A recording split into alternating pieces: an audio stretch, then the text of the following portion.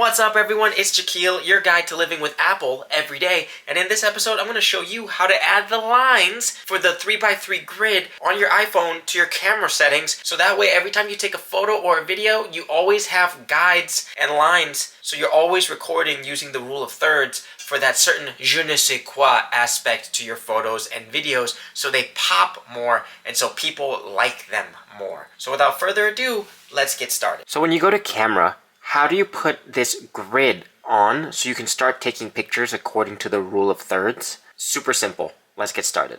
You go into settings. In settings, you go to where it says camera.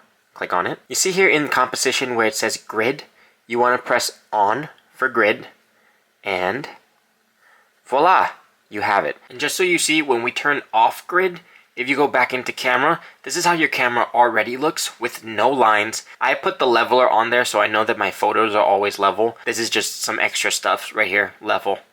But basically, grid on, and there you go, the lines. And the rule of thirds is basically you want to have your subjects at the focal points where the lines intersect, such as here, here, here, and here. You can also have your subjects along the vertical lines themselves or the horizontal lines, or in any of the blocks, but you basically want to make sure they're not just floating off in some random section.